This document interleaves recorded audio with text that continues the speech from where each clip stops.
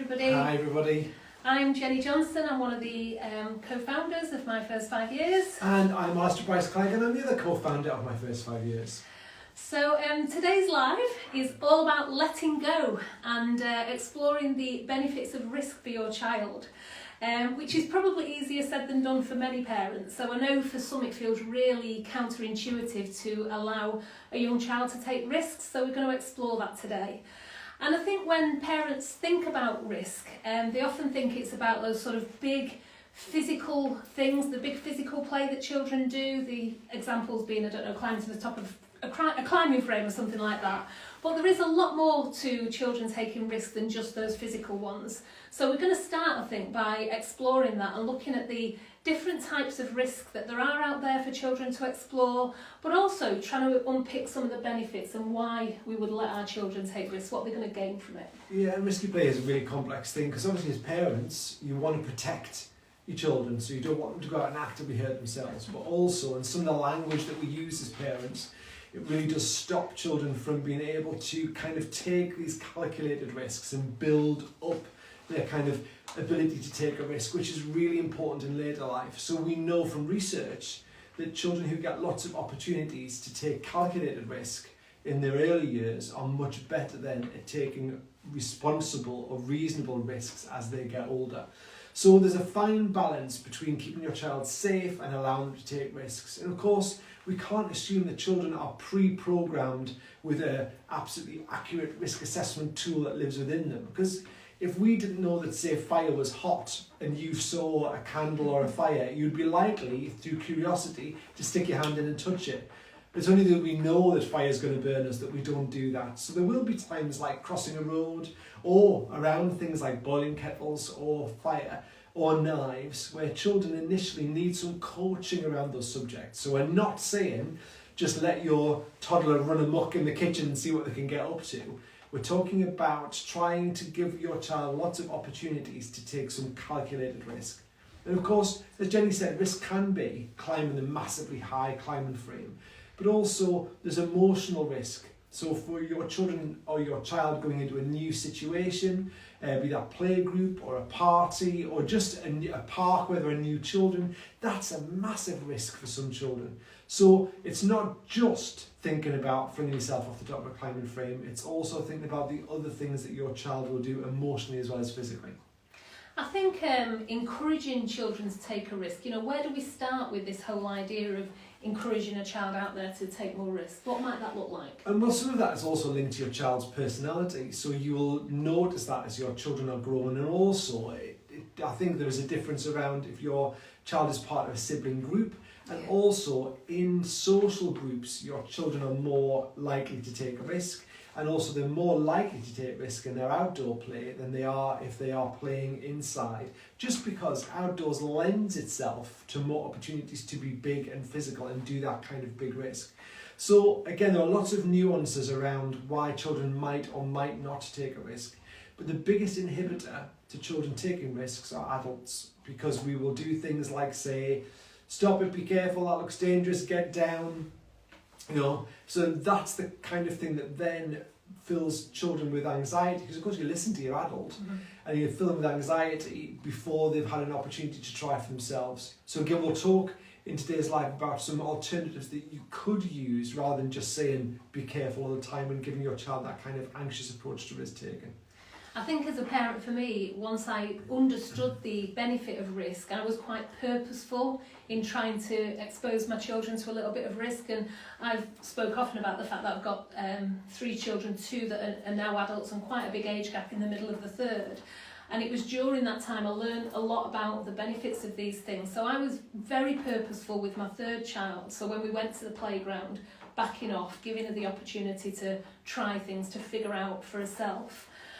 So what would be examples of being a little bit purposeful about that? What can we say instead of be careful all the time? Well, I think, I was talking to Jenny earlier on about my eldest now, who is a young man, but when he was about 3 or 4, shimmied out at a castle in Wales over a cannon. He managed to squeeze himself through the tiny gap in between the cannon and the kind of rampart and shimmied out. And we could hear him calling, but we didn't know where he was. And then we spotted that he actually was hanging literally over cliffs.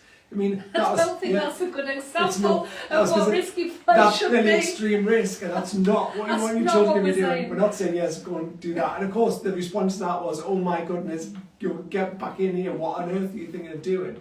But again, for him at that age, he wasn't able to assess the potential risk to doing that. He was just intrigued by the fact he could fit himself through the hole. So what you want to try and do is give lots of opportunities for smaller steps that don't result in death and destruction.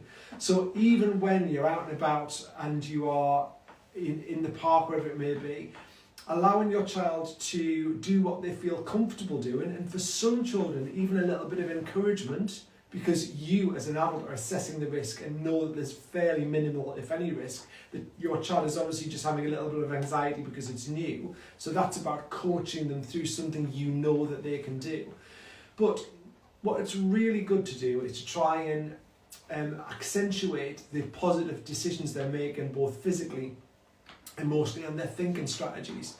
So when they are wobbling along a tree branch but holding on, rather than saying things like, be careful, you're going to slip, say things like, oh, I really like the way you held onto that really sturdy branch, or I really like the way you've noticed that the branch is getting smaller. So even by trying to signpost some of the things that you're noticing in terms of risk assessment, rather than saying, oh, careful, what you're saying is, oh, I'm really pleased you've noticed that. I mean, they may not have noticed this, but they will do it now because you've signposted it.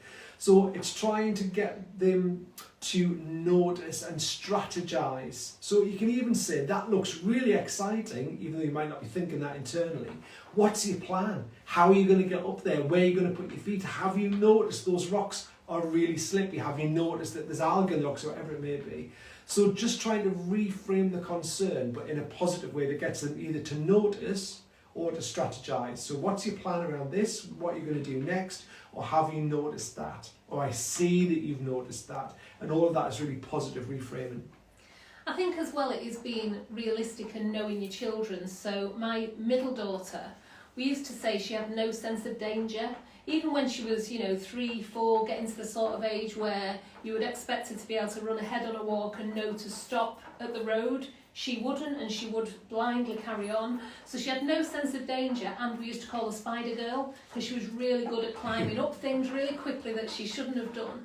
So I guess knowing your children as well, because as parents we've got to risk assess all the time what the benefits of these situations are. And of course there are some situations where if they're not ready or they're not understanding big risk, risk that can cause them harm, we've got to intervene. So absolutely, and I think when it comes to things like crossing roads, that kind of stuff, then obviously you make that assessment and you put some rules in place that say when we cross roads, this is what we do. Because for some children, if they are running to what you'd say stop at the curb and they don't stop at the curb, it's just because in their processing they either don't remember, they don't see it, or it doesn't feature or function as part of what they're doing, so therefore they don't do it. And obviously as a parent you would then take action. So it's not about saying that you have to allow your child to take every risk they come across in their day-to-day existence, because there will be lots of risks that they come across that it's not appropriate for them to take, because cognitively they haven't developed enough thinking around cause and effect or what might happen beyond, but also that kind of social, emotional self-regulation. They may well not have developed that either. That's not showing their behaviour, and that needs you as an adult to coach them through that. Yeah, I think what I tried to do, because she was a lot older than some of the other children and I was still holding her hands when we were going out for a walk because I felt I needed to. When we got to the road, when I was trying to teach her about road safety, I think what I would try to do there was to ask her, you tell me when you think it's safe to cross. So at least I was putting some of the decisions back to her. But obviously if she'd have gone to pull out then when the traffic was still coming, that's when I'd have intervened. But it just took a long time for her to have any appreciation of big risk, as I call it, as opposed to the safe risk in the playground, the big day-to-day risks. And I think that's perfectly normal and be familiar to lots of parents, and as we're saying, you just assess that as you go along, depending on your child and how they respond.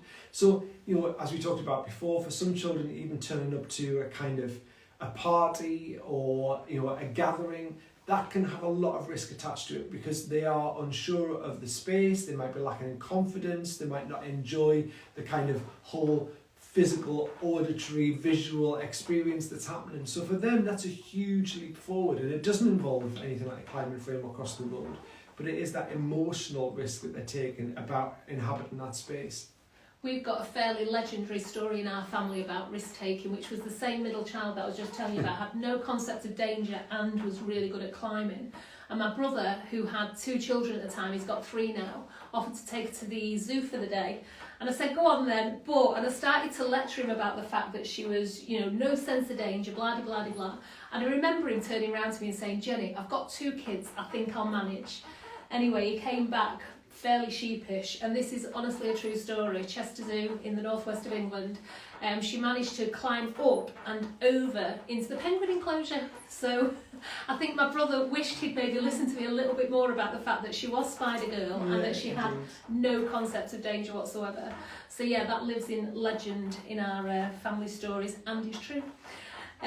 So that kind of covers one of the questions that one of the parents pre-asked actually, which was that the child has no fear to the point where they don't think they're safe. So I think we've kind of covered that. Is there anything more to... Just as a parent, if you feel your child continually puts themselves in positions where they're not safe, it's about being able to coach your child through that.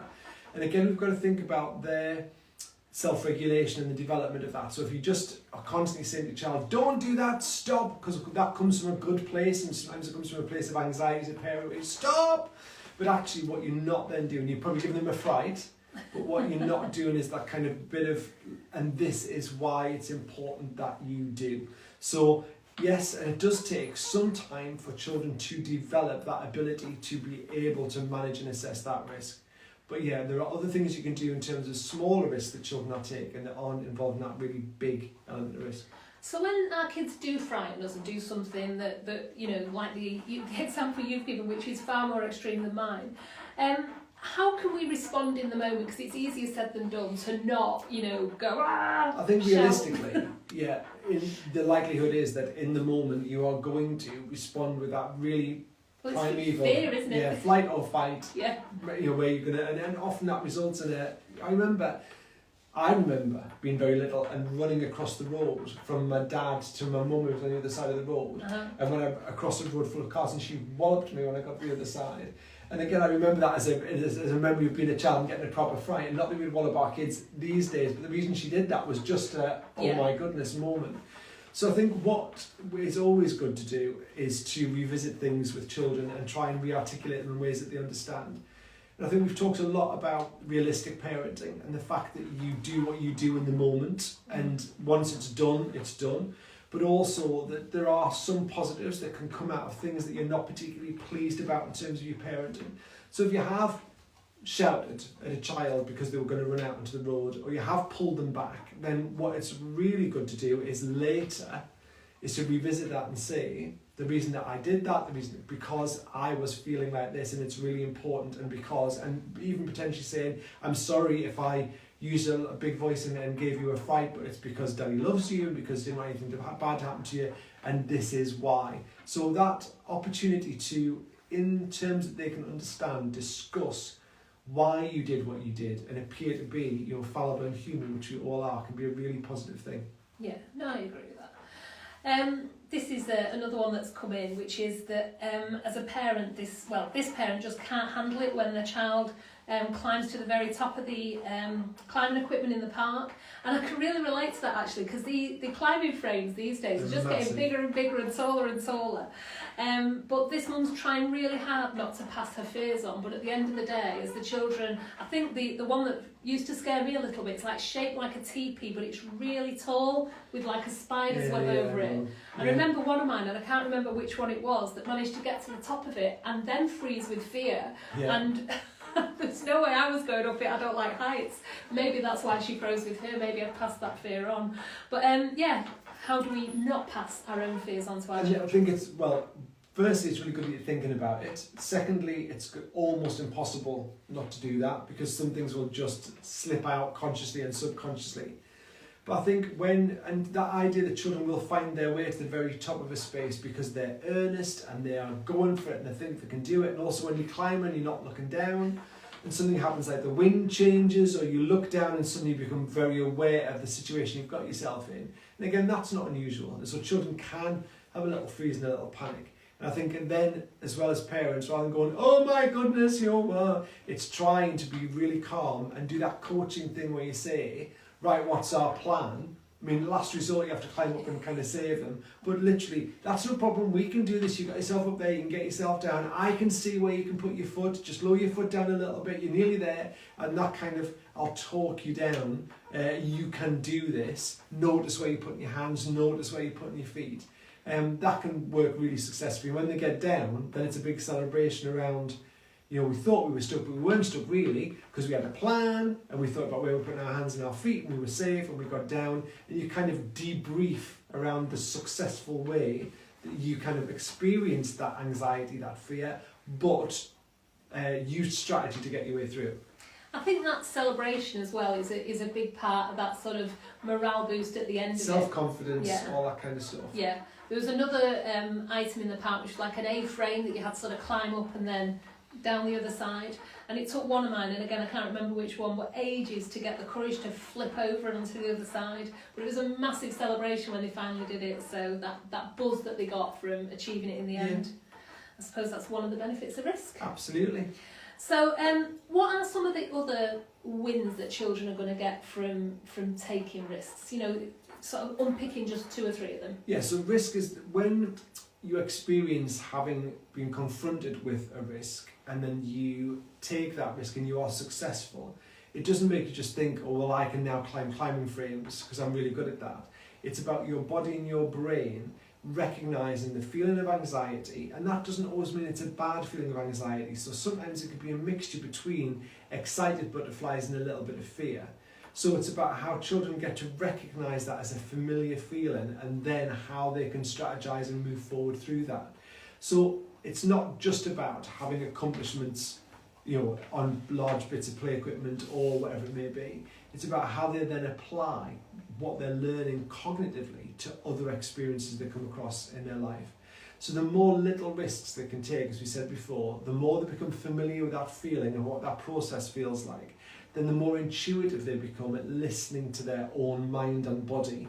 But also, they are creative in how they solve the risks that they come across, because the more opportunities they've had to meet risk and then resolve risk, the more strategies they've got to be able to meet risk and resolve risk. And again, they just keep applying, reapplying, consolidating, rehearsing and extending those strategies as they go through life. Mm-hmm. And the better they get at that, then when they hit really big stuff later on, then they are far better equipped to strategize around that risk management than they would be had they not had those experiences when they were younger. I suppose as an adult we often talk about that as getting outside our comfort zone. Yeah. And sort of pushing ourselves that little bit. And I love to always try and push myself. When someone asks me to do something that I sort of have a bit of a wobble, it's like, no, come on, Jen. Because as you get older and older, there's less and less of those opportunities to get really outside your comfort zone. So, yeah. There's that book called Feel the Fear or Face the Fear and Do It Anyway. Yeah. And that's what that's all about, the fact that actually, you can do way more than you think you can do. Also, there's an excellent book about children taking risks by an author called Tim Gill. Tim and Gill, Gill, that's really worth looking for, and it's a really good read around the research-based importance of children in the early years being able to take risk and how it impacts them later on in their life. Cool. This is another question that came in beforehand. Does risky play make my child more boisterous? No, I would say risky play doesn't make your child more boisterous, but there are lots of boisterous play that lends itself to risk. Mm-hmm. So things like wrestling, superhero play, where it's a lot of chasing, catching. And of course, when you are, say you're wrestling for an example, then you are interacting with another human being in a very physical way. So there are risks of bumps and scrapes and nudges and, there's also risk in play around saying the wrong thing, doing the wrong thing, not being part of the group. So there's all sorts of more subtle risk. So there's lots of play that involves risk that is quite big demonstrative play, but there, as we've said, there's lots that children do in quite small, apparently small, physically small play that actually is linked very much to risk. Even things like outside of play, we talk a lot in my first 5 years about when we're encouraging children to be really creative, And sometimes if you just put a piece of white paper down in front of a child with nothing else and no support, that can feel like taking a massive risk. So, there are all sorts of risks that children come across in their everyday. But I wouldn't say it would make them more boisterous, but there is a big link between boisterous play and the higher level of risk. So just to explore a final topic, which is sort of gender and risk. And I watched a really brilliant TED Talk by a lady called Rishmi Sujani, and it was called Teaching Girls Bravery. And I think the thread that ran through that particular TED Talk is that we often, from a really young age, condition girls to be much more careful and to take less risks, and we're much more encouraging of boys to have a go. So, yeah, big question. It's a massive question, and we need to do an Instagram live about gender and how the concept of gender is constructed for children and how it exists. Because when you watch different genders at play, there's all sorts of things they bring to that play space. And if we think that from birth, literally, our children are divided by their gender of being a boy and a girl, but even down to things like often, if you have a baby girl, you'll have pink cards with fluffy bunnies on, and there's all the gender markers are already starting to happen even when that baby's like literally just days old or hours old, and boys tend to get blue cars, cards with cars and trains and trucks on it. So children tend to conform to the expectation of how boys will play and how girls will play. So I think what that TED Talk partly is saying is that we need to challenge our own subconscious stereotyping. So when we do go to the park, our boys are probably more predisposed to run off and do the big physical play because that's the expectation they've always had from being born. And so we need to challenge our thoughts about how boys and girls should be playing and think about how children should be playing. And challenge all children to be brave, regardless of their gender, but accept that we are probably all subconsciously predisposed to expect one type of play from one gender of children and another type of play from another, and really try and push against those expectations of ours to challenge children in their play.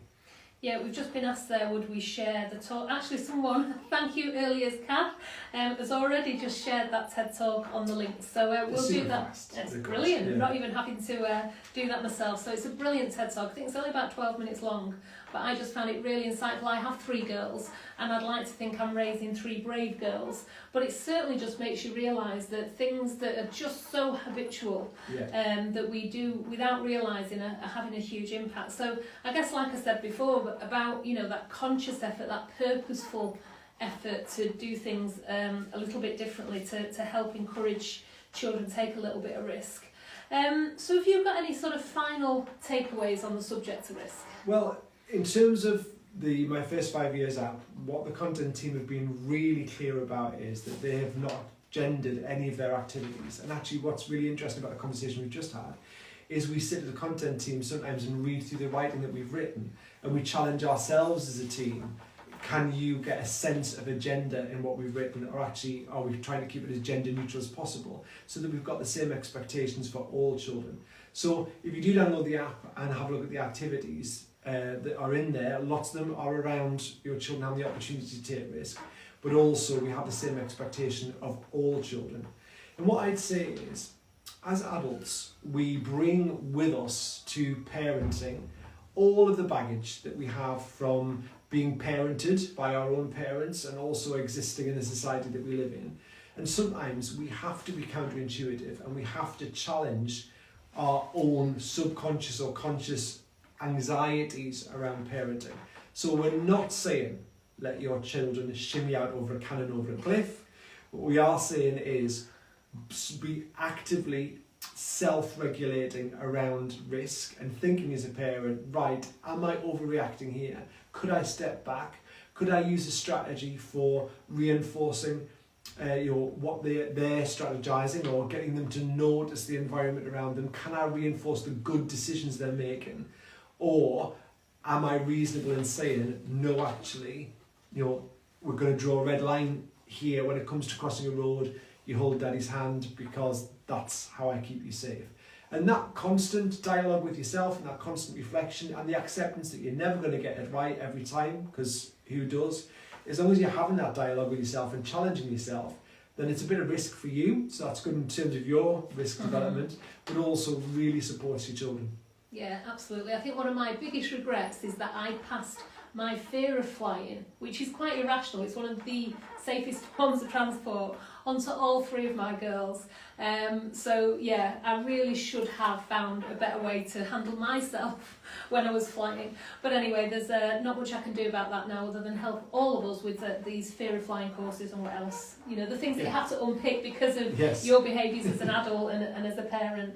Anyway, I've really enjoyed that one, and I know that once I understood more about the value and the benefits of risk, I genuinely backed off and tried to help my children explore things a lot more themselves. I did less for them, I helped them do, or I let them do more for themselves, and I really think that they benefited from that. So thank you very much. We hope we've got you thinking a little bit differently there about risk. As always, there's a free downloadable guide that you can. Gosh, my mind has just gone completely from the bio. About flying, yeah. I'm thinking about flying and getting anxious. Yeah, the bio at the top. You can download that guide, and also our next live is on raising confident children, and that's on the 17th of May at noon. And as ever, one of us now needs to stand up and turn off the live. So when Alistair goes out of shot, he's not going off in a mood, he just has a job to do to end the live. But we have to smile at the end just so we look like we're smiling. But great to see you all, and thanks for tuning in. We'll see you next time. Thank you for tuning in. Bye.